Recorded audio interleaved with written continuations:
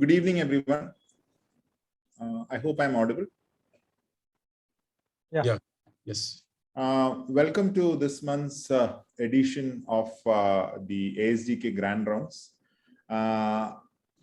We have an interesting case to be presented from Avitis Hospital from Palakkad.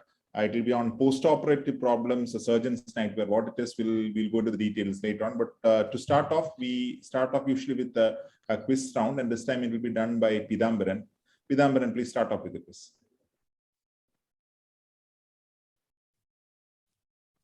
One minute, I'll just share my screen.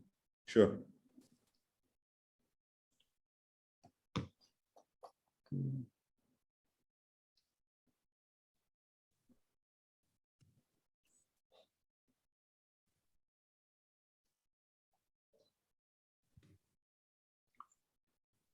Hope I am audible to everybody. Yes. Yeah, I'm just going to show a colonoscopic video. One unusual finding which is rarely seen in a colonoscopy. So, after seeing the video, type the answers as a personal message in chat box. So I'm starting the video. Personal message to Pidambaran. Yeah.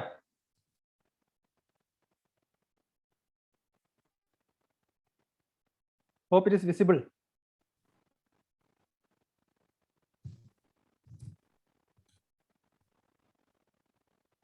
Is it visible? Yes.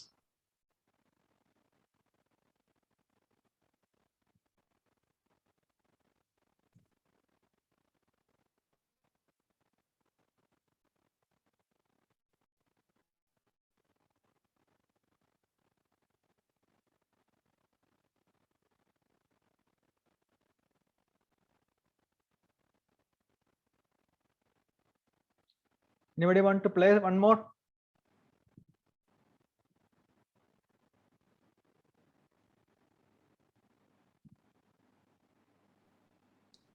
I'll just repeat what Pidambaran said. This should be send as message, personal message to Pidambaran, not to everyone.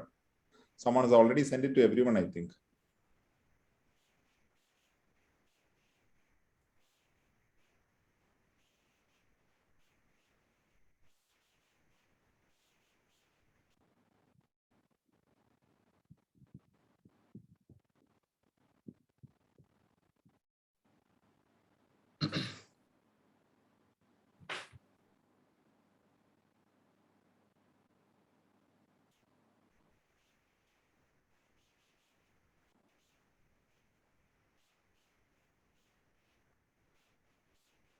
I think that's enough. Okay. So the answer you will reveal at the end of the session. Yeah. So we'll go on with today's proceedings, and I think today's session is being moderated by Dr. Ramesh Rajan. May I request Dr. Ramesh to please take over? Yeah. Am I audible, Joshi? Yeah, you are audible. Please. Yeah. So good evening to all. Welcome once again to the ASGK Grand Rounds. There's been congratulations to Pidambaran for and Ramachandran for anchoring and getting on with this without much of a break since the last more than a year, I think. So today we have a presentation from Avitis Hospital, Palakkad. Dr. Sherin, junior resident, is going to tell us about nightmares, a surgeon's nightmare. All of us are familiar with surgical nightmares. I think if somebody has not yet experienced a surgical nightmare, probably that person has not operated enough. So one can expect in the near future some nightmare. So the important thing is to, of course, to try and minimize the chances of nightmares, and also, prepare ourselves mentally and physically to face these challenges. It is going to stay. It is not going to stop. Nightmares are not going to stop. It is going to stay especially with more and more comorbidities. All of us get patients with more and more comorbidities nowadays. So nightmares are going to stay with us. So let us hear from Dr. Sharon. Over to you, Sharon.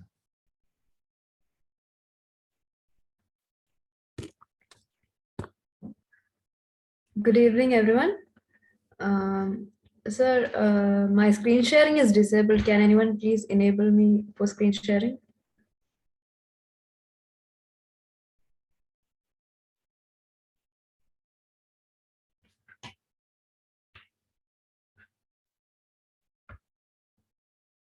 I think now, Sharon, you can share the screen now. Okay, sir.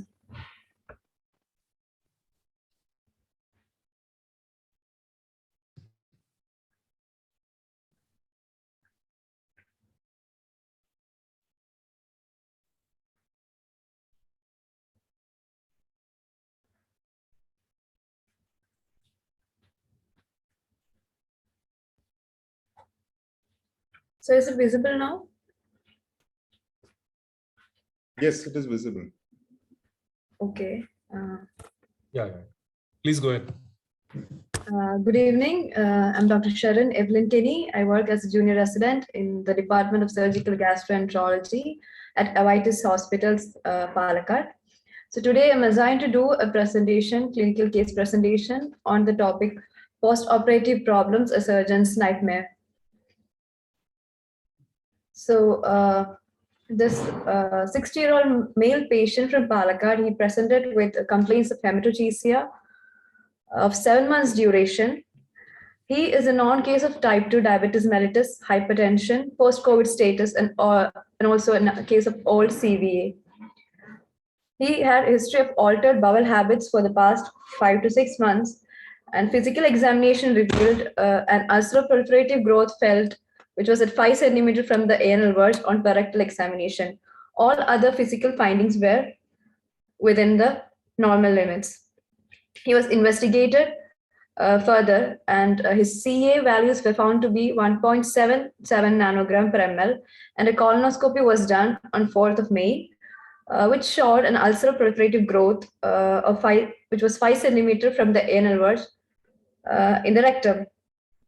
So this was the colonoscopic image obtained during the colonoscopy. Here we can see the ulceroproliferative growth evidently. A biopsy was taken from the growth, which revealed a tubulovillous adenomatous polyp with high-grade dysplasia of glands, which is consistent with adenocarcinoma arising from the adenomatous lesion. Patient was further investigated with MRI rectum for subsequent management and treatment plan.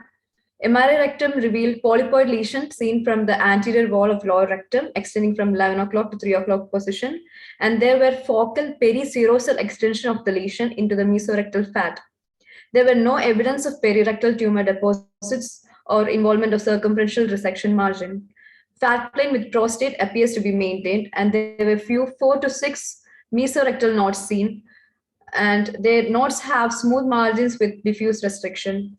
The MRI staging was found to be T3N1, and the patient was subsequently taken for neoadjuvant chemoradiotherapy. He was given intensity modulated radiotherapy. A total of 50.4 gray was given in 28 fractions, and concurrently chemotherapy was also started with capecitabine 500 mg. Initially it was given as 2 BD, but later tapered to 1 BD due to altered LFT. Later on, a CECT abdomen was taken after the neoadjuvant chemotherapy, which revealed mild thickening in the anterior wall of the rectum with minimal extraserosal extent and few subcentimetric surrounding lymph nodes. Therefore, repeat colonoscopy was done on 4th of September, which revealed a small residual lesion, which was 5 centimeters from the anal verge. This is the colonoscopic image. Then the patient was planned for surgery, laparoscopic lower anterior resection and abdominoperineal excision. The complete mobilization was done laparoscopically, but stapler could not be fired, hence a fan and steel incision was made to assess the margins. But owing to the unsure margins, laparoscopic APR, abdominoperineal resection, was done. The laparoscopic abdominoperineal resection done on 14th 9, 2021 revealed small nodular growth, 5 centimeter from the anal verge, and biopsy was taken from the specimen as well. This is the intraoperative specimen during the laparoscopic APR. Biopsy report came as total mesorectal excision with which was nearly complete with no viable tumor cells and tumor regression score of 0.3, which implicated complete response. There was only one lymphoid aggregate identified and is free of tumor deposits. On postoperative day 4, patient developed features of subacute intestinal obstruction and also stoma discoloration. Abdominal X-rays were taken with plain and oral contrast with gastrographin, which revealed bowel obstruction. This was a CT abdomen, which was taken in the postoperative period.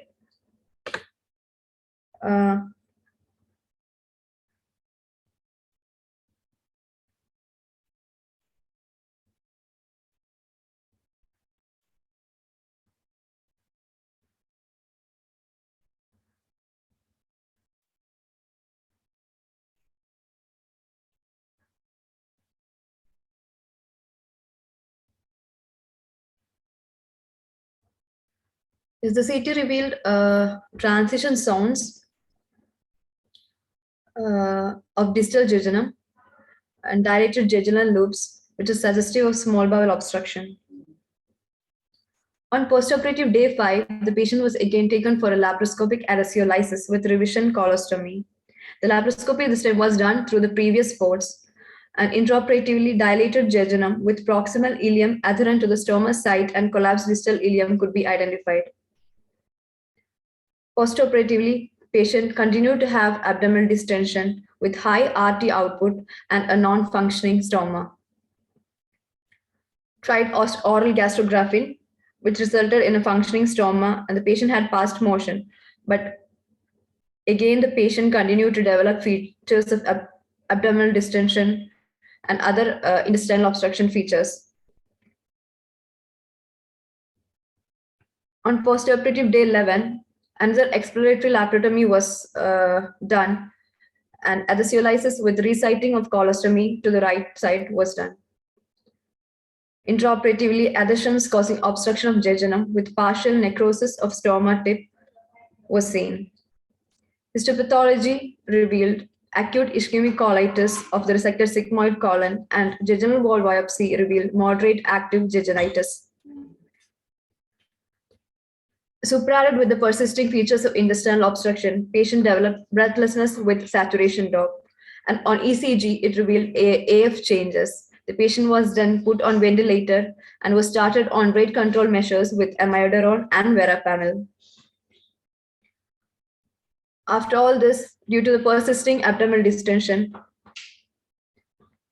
patient developed cardiorespiratory compromise further, and again an exploratory laparotomy was done on postoperative day 19. On 3rd, 10, 2020, that is on the postoperative day 19, an exploratory laparotomy was done, and which revealed multiple dense adhesions with no definite transition point made out. Ileal loops collapsed and with jejunal loops dilated grossly, along with grossly dilated stomach. Therefore, with adhesiolysis, a defunctioning gastrostomy and a jejunostomy was done. Patient started improving. Patient was started on FJ feeds, and later he started tolerating oral feeds as well. However, he developed another episode of dyspnea in the postoperative period with ECG changes and elevated tropi. He was further shifted to the cardiac ICU, where he was managed, and he started improving symptomatically. He was then discharged on postoperative day 35 with FJ and gastrostomy tube in situ. Though he had some discharge from wound, it was managed conservatively. Postoperative adhesions, these are leading cause of small bowel obstructions, accounting for nearly 60% of cases. 20 to 30% of patients require operative treatment. These are mainly resulting from pathological healing process of the peritoneum upon injury as opposed to the normal ad integrum repair. The other causes of obstruction or adhesions include radiotherapy, endometriosis, inflammation, and local response to tumors. The risk of small bowel obstruction is highest following colorectal, oncologic, gynecological, or pediatric surgery. 110 patients develops at least one episode of small bowel obstruction within 3 years after colectomy. The peritoneal adhesion index. This is the only score that has been validated to be prognostic for convalescence after surgery for adhesive small bowel obstruction and the risk of injuries during adhesiolysis. It is not validated to correlate with the long-term risk for occurrence of adhesion-related complications. This takes into consideration the different regions of abdomen, which include the right upper quadrant, epigastrium, left upper quadrant, the left flank, the left lower quadrant, pelvis, right lower quadrant, right flank, central, and bowel to bowel. The adhesion grade score are as follows. It extends from 0 to 3. 0 is when there are no adhesions. 1 is that there will be filmy adhesions which require only blunt dissection. In adhesion grade score 2, the adhesions will be strong and they require sharp dissection. And grade score 3, they are very strong vascularized adhesions which require sharp dissection and the damage is hardly preventable. Laparoscopic surgery. These are often believed to reduce adhesion formation and the risk for adhesive small bowel obstruction. In a recent meta-analysis, the incidence of adhesive small bowel obstruction after laparoscopic surgery was somewhat lower. No significant difference was found in 3 randomized controlled trials included in this review. The Bologna Guidelines for Diagnosis and Management of Adhesive Small Bowel Obstruction 2017 update of the evidence-based guidelines from the World Society of Emergency Surgery ASBO working group. These has been adapted from this review. The non-operative modalities. The non-operative trial include nil per oral, IV fluids, NGT, nasogastric tube for decompression. Contrast in if contrast in colon is retained is present after 24 to 36 hours, then we can continue with the non-operative treatment, which may further lead to resolution of adhesive small bowel obstruction.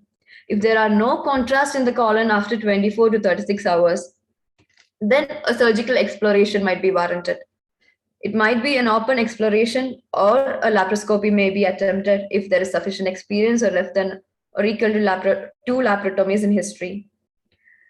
Failure of non-operative treatment is said to occur when the persistent obstruction is there for more than 72 hours, or the drain is more than 500 ml on 3rd day, or if there is peritonitis or ischemia, with exacerbating pain, CRP more than 75, and a total count more than 10,000 per millimeter cube, with a free intraperitoneal fluid more than 500 ml.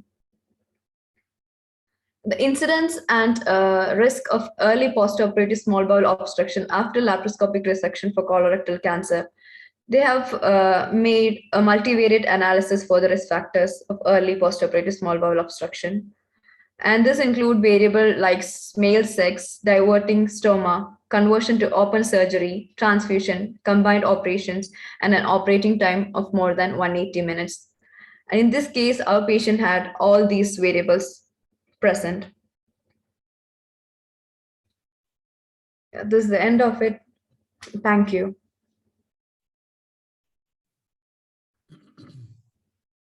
Thank you, Dr. Sharin, for a very lucid presentation. So we can start the discussion. Am I audible? Yes, sir. Yeah. So Raj Kamal is also here. Yes, sir. I'm here, sir. Yeah. So, Sharin, what did you say was just to clarify, was the interval between that COVID infection and the surgical treatment? You are not, I don't think you mentioned that. He was post-COVID status. What was the interval between the? It was 1 month, sir. Okay. Raj Kamal, what is your opinion on that? And what is the recommendation? So it is advised to wait at least for 2 months, 8 weeks Yeah. after post-COVID. Yeah. But in case of this is like I use a malignant patient. Malignancy. So Yeah. it's So this already was- 8 weeks beyond radiation. Can you, Sharon, can you clarify the timelines again? So did the patient have, did the patient develop COVID, recovered, and then the patient went for NACRT, or what? How was it? Can you put the timelines? Can you clear the timelines again? Shall I answer that question, sir? Yeah. Actually, this patient was diagnosed as malignancy. Patient was put on neoadjuvant chemoradiotherapy, and we have waited for more than 8 weeks. And patient was planned for definitive surgery, and patient was admitted. At that time, when during admission, when we tested for RT-PCR, he was found to be positive. Positive. And he was not symptomatic at that moment. But since the RT-PCR was found to be positive, we have postponed the surgery. So the final interval from NACRT to surgery was probably 8 to 12 weeks or 8 weeks? Yeah, more than 12 weeks. 12 weeks. Okay. So I invite, I have many questions up. I wanted to clarify many things, but I think we'll have discussion from the floor. First we'll have discussions from the residents, I think. I invite discussions from the residents first. And then we'll go to the consultants. Yoshi, is that okay? Yeah, perfect. Ananta Krishna is here. Yes, sir. Yeah, please go ahead.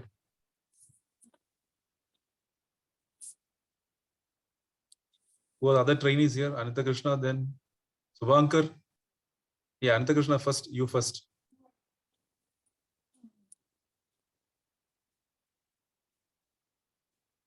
Some questions are there in chat box, sir. Chat box questions are there? Okay. So Ananta Krishna, you think about what you want to ask. We'll come back to you. Yes, sir. So chat box.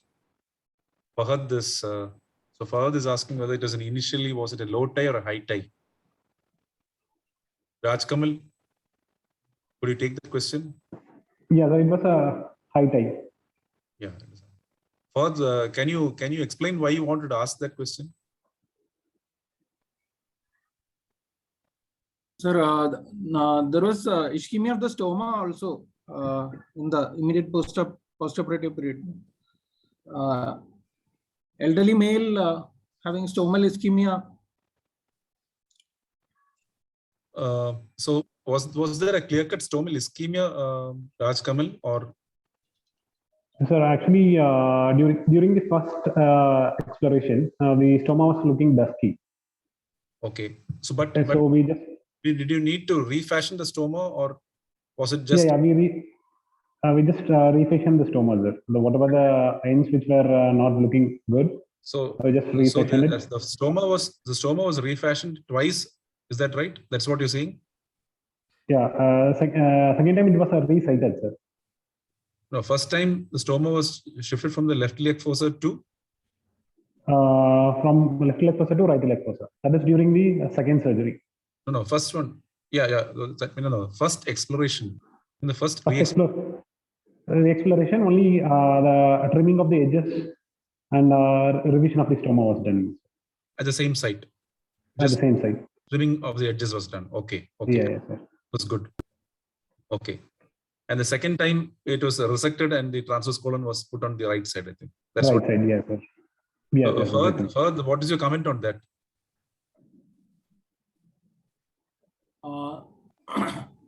It may be because, sir, the vascularity can be compromised because of the obstruction per se also. But in a high tie, in an elderly male, the marginal arcade might not be adequate to, might not have been adequate. Yeah, especially with the ongoing insults. Yeah, I somewhat agree with that, Pidambaran.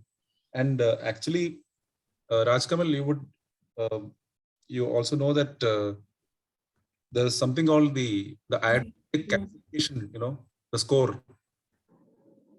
The amount of calcification. This patient had actually, if Sherwin said correctly, the patient had CAD and was TMT positive. Is it right? Yeah, yes, yes, no.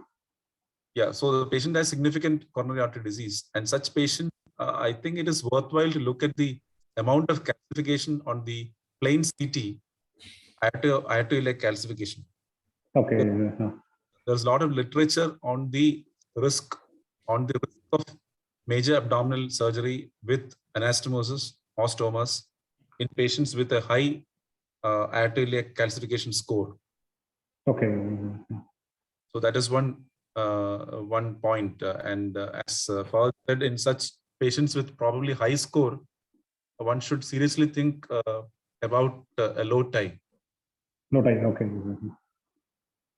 Point well taken, Fahad. Anything else? Sir, this patient actually, the ischemia was not due to the abdominal distension, because when the abdomen is distended, it is causing traction to the stoma, which is Okay. that was the reason for not the vascularity per se. Yeah, but all said and done, Pidambaran, all these factors could contribute. Yeah. Probably. I don't know. But Because second time actually when I asked the pathologist specifically look for any inflammatory changes in the colon, so that whether we are missing some inflammatory bowel disease or not, and she told that there is some ischemic changes in the colon. yeah. So apart from that, the patient is post-COVID status. Yeah. So they do remain prothrombotic. It's a new disease. We don't exactly know how much prothrombotic they can become. So all those factors, there are so many factors. Dr. Jeevan Jose is asking whether there was RT the culprit. Can you clarify your question to Raj Kamal? Sir, patient is having extensive adhesions following the first surgery. Actually, it was a laparoscopic surgery only. So why patient is having so much adhesions following this surgery? Yeah. Yeah, even now we were not clear on the etiology part, what was causing these recurrent additions. That is why we have brought this case to the forum to get inputs from other senior consultants and professors. Actually, one etiology is radiation. Here the waiting time was like, because of COVID issues, it was like close to 10 weeks, where a study, a German trial has shown that if it is more than 11 weeks, the chance of adhesive obstruction is more. And probably heard about the COVID sequelae, where there was thrombosis and there was some infection where the bowel got adherent there, and that was even evoking an inflammatory response. So I think multiple pathologies can be explained, but we don't know which one was the real culprit. Yeah, and also that it was a lab converted open procedure. Correct? Open surgery, yeah, yeah, sir. Yeah. The conversion is not a straight away laparotomy. It was only just a financial incision. Yeah, whatever it is. Yeah. And, the other one small point I want to make in that connection is see the factors which may increase adhesions. Of course, all of us, I think nowadays we use powder-free gloves everywhere. But as we know, all sorts of companies are manufacturing these things nowadays, and the certification process is not all that good. Irrespective of the company making powder-free gloves, marketing as powder-free gloves, I make it a point to always wash my hands after gloving thoroughly in saline. Okay. Irrespective of the name of the company. Okay. Anybody else wants to contribute anything? May I ask Ramesh? Yeah, sure, go ahead. Yeah, from what I understood is that the first intervention was done on post-operative day 5. What exactly was the indication for such an early reintervention? Was it the abdominal distension or ischemia of the stoma? Why so early an intervention? Sir, he developed an IES as early as like second day evening. Okay. Okay. Then we were like waiting for 48 to 72 hours, but for the obstruction to settle. We gave him Was an his contrast. electrolytes normal? Was the potassium normal? Yeah, sir. Everything was normal. And even before the exploration, we did a CT, which was showing small bubble transition point, which was adherent to the stoma site. But transition, as per what you said, the transition point was the dilated part was the jejunum, isn't it? Jejunum, yeah, sir. But that could very well be decompressed by nasogastric tube, isn't it? But the obstruction was not relieving this. And was the patient grossly symptomatic because of that? Or, Yeah, sir. He had a distended abdomen. And was the to add to Joshi's question, was the heart rate rising or anything like that? Was he developing? Was he looking sick? Is that why you opted for exploration? Because many of us may wait more than 5 days sometimes. So the patient was, there was a gross abdominal distension, Okay. and the patient was having difficulty in breathing. Actually, preoperatively, the patient was able to lift 3 balls in the spirometer. And during this time, he was not having, especially the patient with the cardiac compromise, he was not able to breathe properly. He was not even able to lift 1 ball. And because of the distension, and the stoma was getting dusky. Okay. So all these factors, and moreover, we gave a gastrographin, which was not passed into the ileum or colon until 24 hours. gastrographin was given through the Ryle's tube or orally? Initially, it was given through the orally, then he was not able to drink, and then we are given to Ryle's tube. Okay. And that stopped that shot at this jejunum. Yeah. And preoperatively, when you explored, did you find that there was an acute kink, or what was the preoperative? I just couldn't follow that from the presentation. Preoperatively, actually, there was an acute kink of the jejunal ileum at the attached to the mesentery of the stoma. Mainly, okay, mesocolon of the stoma. It was attached there, which was released, and the kink was released. We could do it laparoscopically. And that was the only transition point that you could find at exploration. Yeah, initial exploration, that was the only transition point. So, can I make a point, additional point, Rajkamal? Yes, sir. What is your view regarding doing advanced laparoscopy, prolonged advanced laparoscopy in a patient with significant coronary artery disease? What are the implications? What do you think? Sorry. LAR requires a lot of positioning also, sir. We need a steep head low, which increases the pressure on the lungs as well as on the heart. And also patients are prone for intraoperative MI. Yeah. So I think basically the intra-abdominal pressure rises and there is vasoconstriction. There is splenic vasoconstriction as a response to pressure pneumoperitoneum. Yes. So, a person with a positive TMT coronary artery disease, I think one needs to think carefully.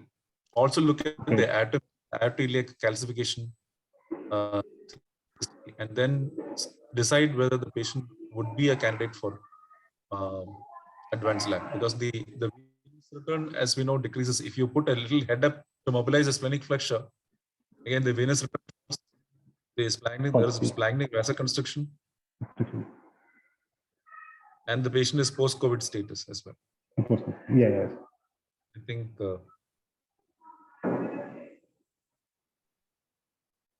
anything else from anybody?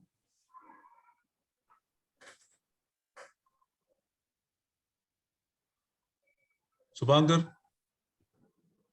Ruswan? There is another question from Jeevan, sir. Anandama sir, sir, any comments from you, sir?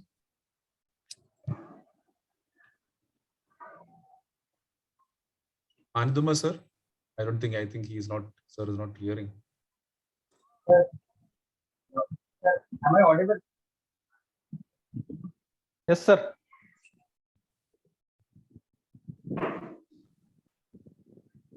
Yeah, please go ahead. Who is this? Shubhankar, you're not very clear. Yeah, tell. Yeah, go ahead.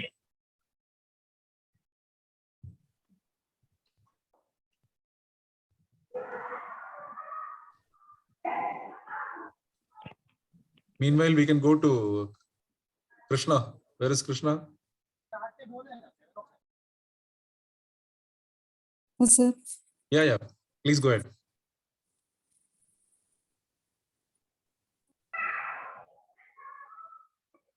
Nothing, sir. Anything specific you want to ask the presenter?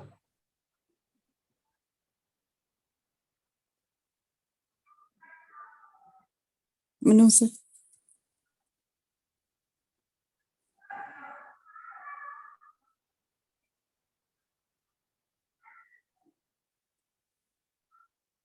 The reason for not doing this was because the margin was concerning, yeah? For not doing a sphincter preservation. Actually, we had mobilized laparoscopically completely, and then tried to apply the stapler. While applying the stapler, it was not cutting. The tissue was not cutting. So we converted to open and then put a clamp and try to cut. So that is Pidambaran, that is the endocutter, EndoGA. Yeah, initially lab using EndoGA. Yeah, EndoGA. And EndoGA was not stapling and cutting. It was not cutting. And then converted, put a clamp and tried to cut with the scissors. While cutting with the scissors, what I found was that it was very hard, very difficult to cut. So I thought that there may be some residual lesion which may be a prior malignant area. So I don't want to take a risk and hence converted to open APR. Sorry, not APR. Okay. Actually, the preoperatively itself, the margin of the tumor was 5 centimeters from anal verge before giving RT. Am I right? Yeah. After giving RT, has that margin increased? It was the same site. So there was no significant increase in the margin following the RT per se. No margin. Okay. So actually, even otherwise, when you are planning for a sphincter preservation, in such a case, I think you could have thought about maybe a coloanal if you were thinking of sphincter preservation, I think. No, actually, we were planning for Since a it was so low growth, 5 centimeter from anal verge is definitely you will have to be prepared for an ultra low anterior resection or a coloanal, isn't it? Yeah, actually, we were planning for a coloanal only. The stapler, when we, I think Sherin can show that specimen photo. Yeah, this is the, I don't know whether my screen is not visible. So you can see the staple line here, and this is just only at the, just above at the level of anal canal only, the stapler line. No, this margin, I think, is not even 5 centimeters. This is less than that, I think. Yeah. Oh, stretching the limits. Actually, this is post resection because it will shrink a little bit. Post resection specimen will shrink a little bit, so we cannot say about the exact 5 centimeter in this. Can I make another point? Rajkamal, are you here? Yes, sir. Yes, sir. So, would you have considered, considering that this patient was a TMT positive patient, he also had COVID. After NACRT, what do you think was the clinical response before surgery? Actually, it was kind of morphologically, it was like looking like a complete response because we can compare the pictures. It was a ulceronodular growth, it's a polypodal growth, and post therapy, it was almost it shrank. Just only I mean, you didn't consider a Haber gamma approach at all. That's what you, that didn't come to, that is not in your options at all. Looking back, would you have considered that as well? Complete response includes clinical as well as endoscopic and pathological confirmations. Yeah. So So considering that this patient state is now looking back, I think Pidambaran is fine. Retrospectively thinking, could have been a option there because we could have. Yeah, I have small experience with very high risk patients like those who had CPA, those who had CPA Okay. walking with difficulty. One or two of them are actually doing good on Haber Gamma. Okay. An equal number at least have occurred. Okay. And then needed salvage surgery. Okay. But looking at him, he was actually ECOG score 0 patient. He was very active. Was kind of not a sick looking patient. So Yeah. we wanted to give him the best option. Yeah.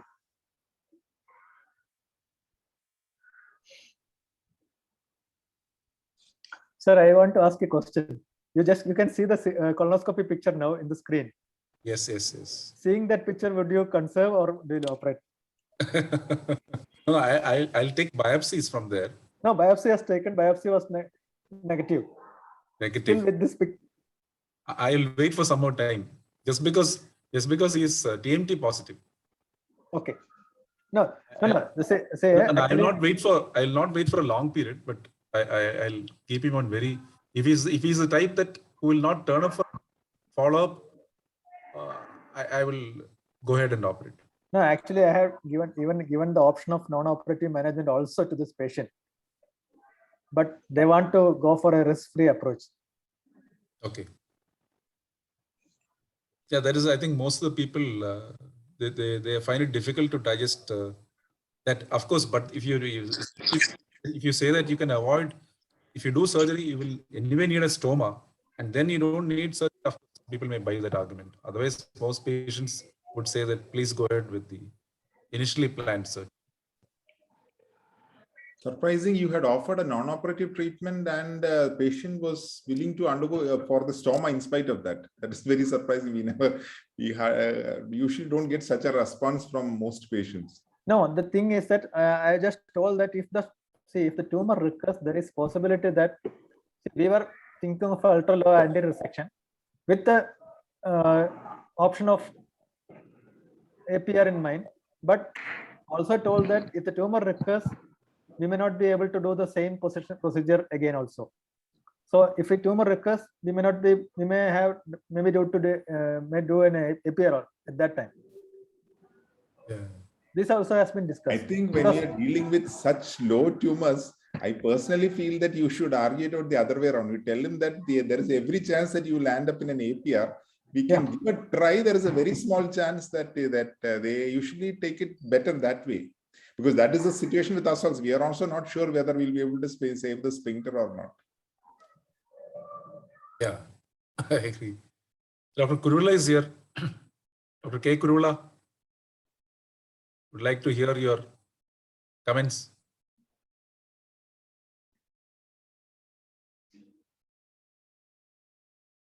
I think he's not.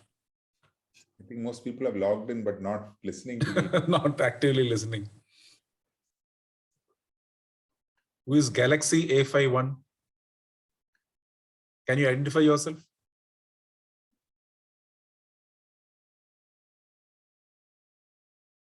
I think, I think we should ask people to put their actual names rather than the code names. Anil Sundaram, would you like to make any comment?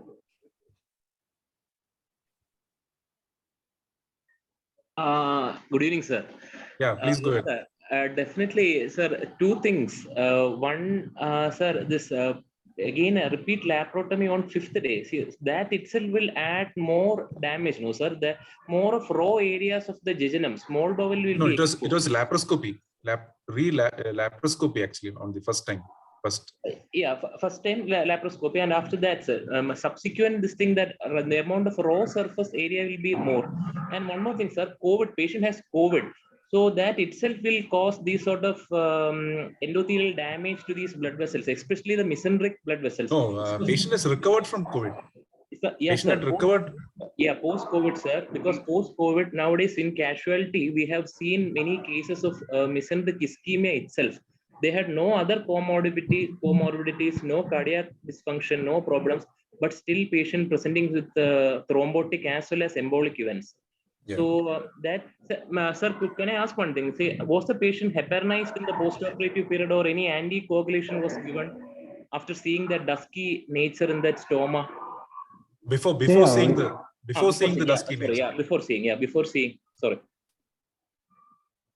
He was on he was on Clexane, sir. Clexane. Yeah, pre-op as well as post-op. So And take the intra-op discussion further. To take the discussion further, I think what Anil Sundaram is saying is somewhat probably when we are embarking on a major surgery in a post-COVID situation. It's only 1 month after COVID. Probably, I think you would have looked at the D-dimer levels. Were the D-dimer levels high, or was it looked at?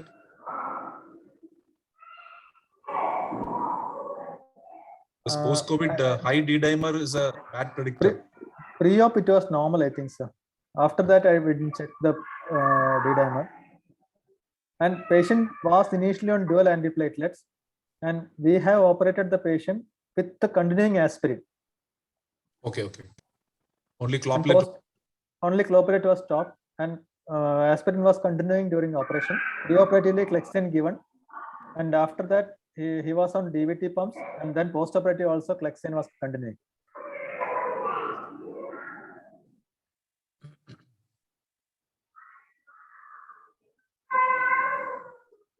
Somebody is switched on the.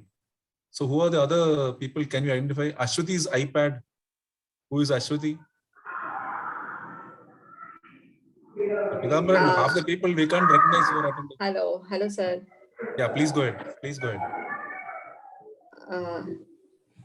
Sir, I'm general surgeon working in BMM's Mepadi.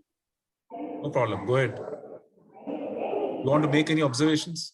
No, sir, I was just listening. I'm on duty, so I'm keeping an earphone and roaming around the ED and listening. So you got any good learning points? Sure, sir. Sure. I'm observing, listening. I'm a new, sir. Just started practicing now. Good. Yes, sir. Dominic, your comments? Hello, sir. Can I ask a question? Yeah, sure. Sir, slightly different from this, just with the low staple.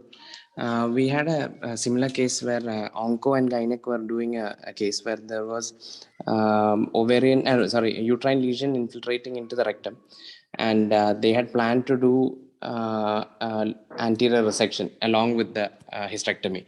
Intra-op there was bleeding, so they resected the specimen and converted it as a Hartmann. I just want to know between Hartmann and an AP, like in this situation, suppose this patient was unstable. Instead of doing an AP, could we have left this as a Hartmann? Actually, patient was not unstable. No, I'm asking a hypothetical situation, sir. Yeah. So suppose in this situation where you initially planned a low anterior resection, but then for some reason you decided that patient either need an AP for some patient is unstable or something. Could we have left this as a Hartmann instead of doing it as a AP, which would take more time and maybe have more blood loss? Yeah, Pidambaran, I think you would like to. Yeah, definitely. If we have an option of preserving the anal canal, we can do that. See, in this patient, we were not thinking of such a scenario. Only thing was that we were doubtful of the margins, whether this heart tissue is the malignant tissue or the residual fibrotic tissue. I don't want to cut through the tumor and leave that tumor behind.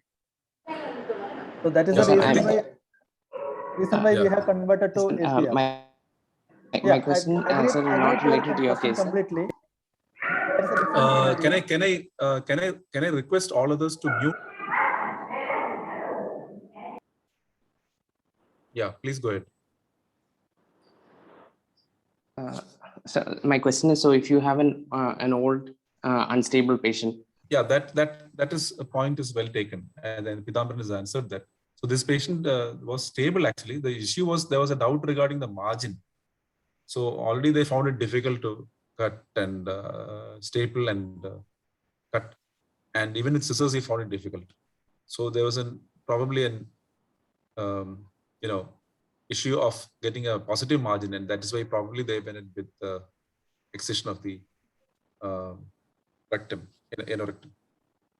Otherwise, your point is well taken. If the patient is unstable, of course, we should try to do a Hartmann and come out. Okay.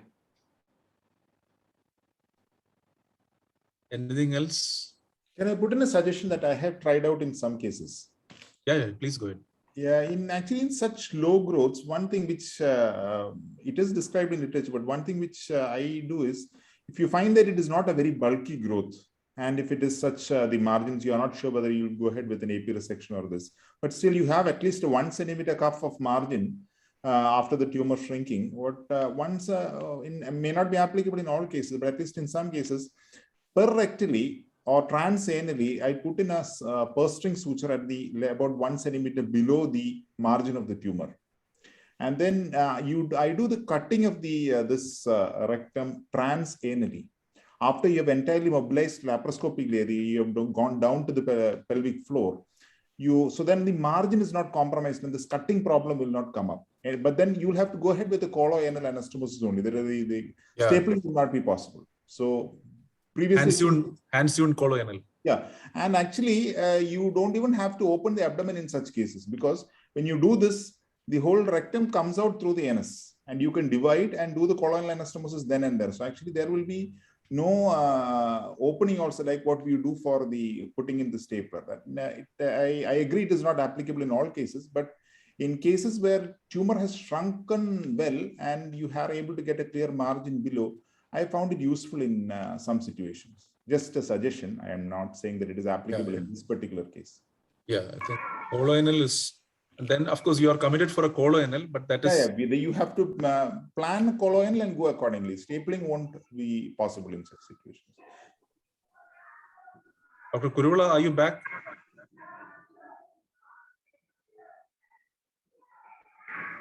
Abhijit? Yes, sir. You want to make any comments? Good evening, sir. Sir, I am a senior resident in general surgery. Yeah, go ahead. Yeah, sir, I have actually two doubts.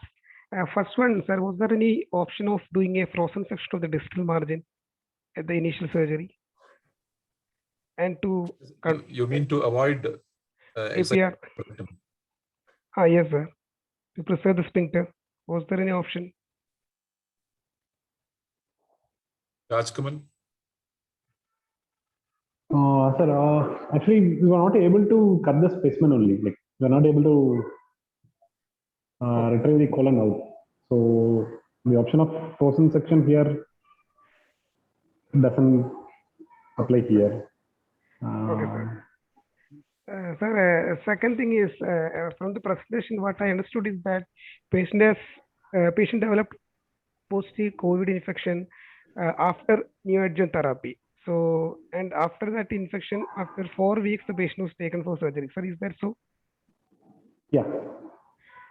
So I think from my memory, as per the latest CDC guideline, for elective cases, ideally we have to take the patient after 7 weeks.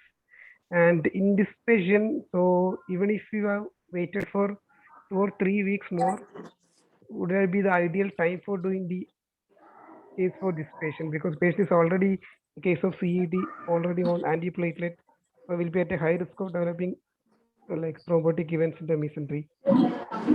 No, I think the problem is like he was asymptomatic COVID patient who was directed to be positive on a routine checkup. And apart from that, he's past the malignancy, and he's past 8 weeks past the radiation.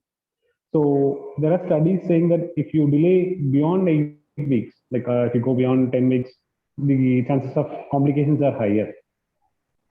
Oh, okay, sir. So even that is, we need to manage the that timeline also. So that's why we thought this will be the ideal time for the patient to undergo the surgery. I think Okay. to add on to that, probably the answer to that question will be doing a D-dimer preoperative. If the D-dimer levels are high, probably then there is a point in waiting further. Otherwise, the malignancies, if the D-dimer is not too high, I think, I think it's justifiable to go ahead there. And Exactly. sir, and also this patient, sir, was that patient on cloplet before surgery, sir? Yeah. Yeah, he was on. So was a- that patient was considered for a bridging therapy, sir? So that I think the incidence of developing a mesenteric ischemia could have been prevented. I don't know whether it is mesenteric ischemia, but since there was commentary regarding the stomal discoloration, whether the bridging therapy with heparin preoperatively and just after surgery, a prophylactic dose, rather than giving a prophylactic dose, Clexane 0.6 would have been beneficial or like that, sir. I was thinking, sir. No, he continued to take aspirin. Okay, sir. But what do you say would have helped the patient? He could have been bridged with an Clexane for 5 days. But we thought since he's on aspirin, we thought we didn't look into it. Okay, sir. Thank you, sir. Pidambaran, what does it mean? D-dimer was high, correct? No, Normal. 600 is normal. Normal. What is the unit? What unit? 600 international units. That is what the International. from our lab. It is up to 600 is normal. Okay.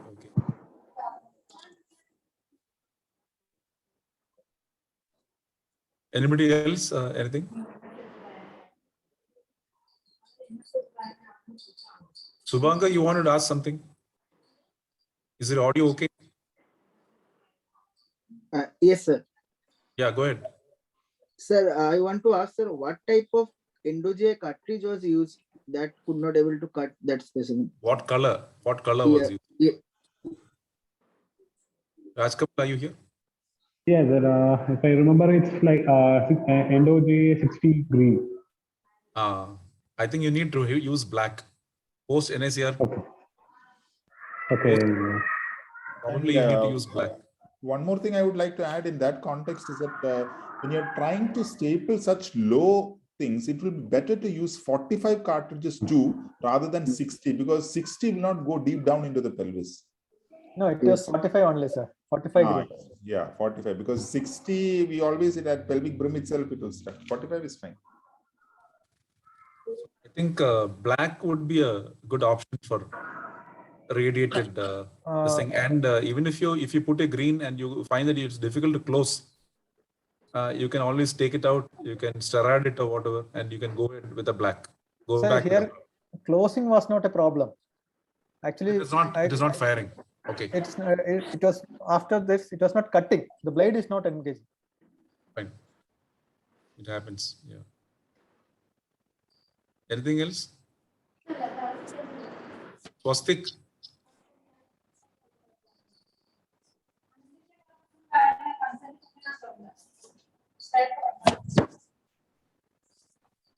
This is Fahad. Sir, can I ask? Go ahead. Sir, what about the defunctioning gastrostomy that was done? What was the context for?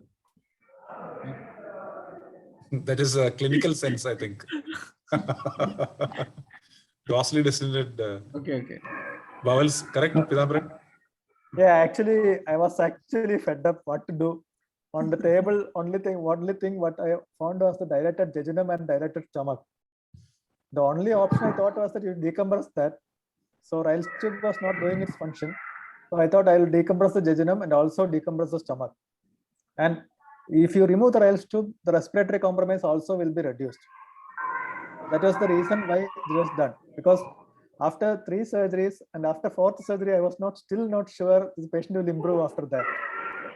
Because expecting long-term, probably parenteral nutrition or whatever decompressing. So I was thinking that there should be something, thinking of a long-term process. Yeah, and it is easier for the patient to tolerate than a nasogastric tube. And the patient was discharged with the gastrostomy? Yeah. So just closed the gastrostomy tube was in situ and jejunostomy tube was in situ. Both were just closed and sent. And it was removed yesterday.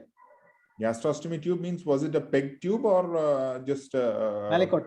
Mallinckrodt Hospital. Okay. Mallinckrodt Hospital. So, if there are no any more questions, observations, Dr. Kurula, are you here? I think he is operating.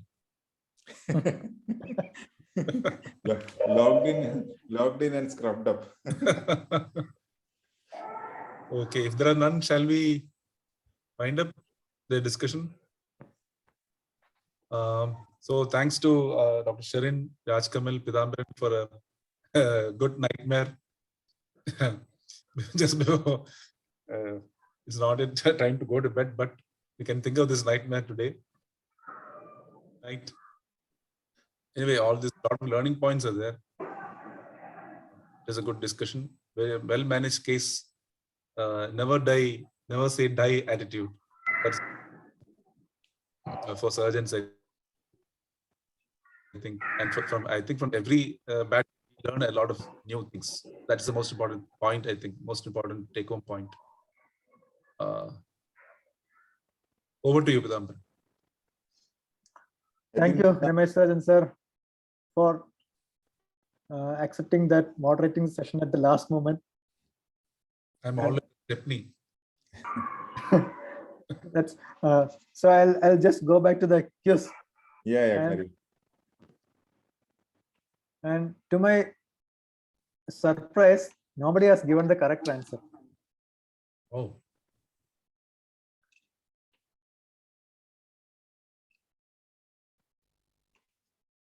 Can you show the? Yeah, I'm showing the video again.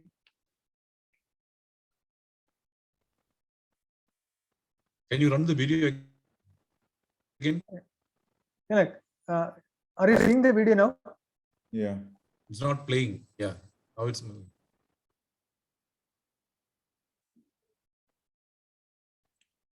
Actually, this is a worm infestation, but this is not the location of this worm. This is another clue.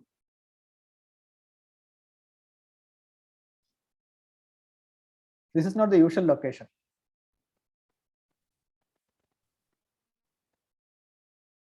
This patient presented with anemia and eosinophilia.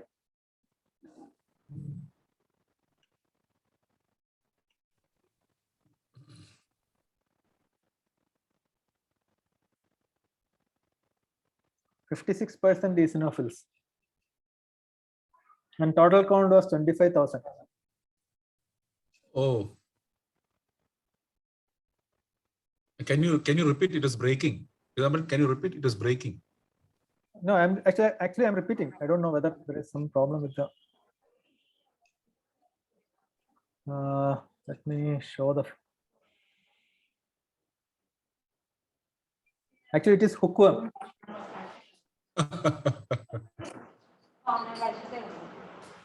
Multiple hookworms are seen throughout the colon. So it is rare to see the hookworm in the colon.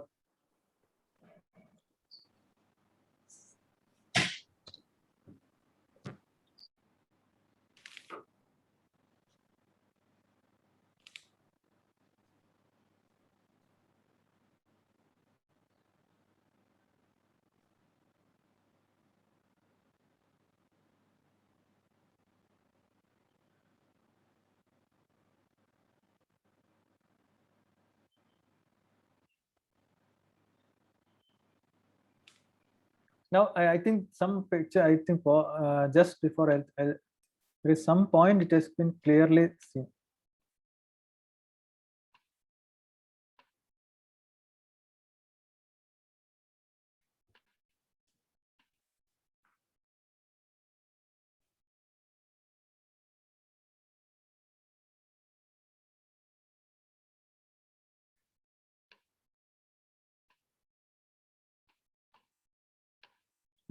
I think now just see the worm now.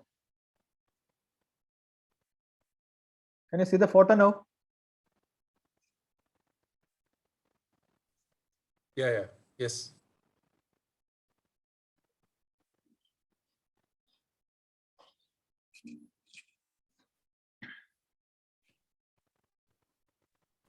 Okay. Okay, then shall we wind up? Yeah. So thank you, Dr. Pidambaran, for that quiz colonoscopic video that you gathered, and for the nice presentation, Dr. Sherin, Dr. Rajkamal, and your unit. You have, in fact, operating a patient for the 4th time can be a real nightmare for anyone. To 100% agreed, and let's hope such situations don't come up in our surgical career too often, because we'll find it difficult to handle such really difficult scenarios. Thank you, Dr. Ramesh Rajan, for moderating the session. It was Ramesh actually this time tried to involve all the people who have logged in, but I think still there were many elusive ones in spite of that. Anyway, I think though the attendance was low, the program we are able to continue, and we'll hope more will attend in the coming sessions. Thank you all. Good night. Thank you. Good night. Thank you, sir. Right, sir.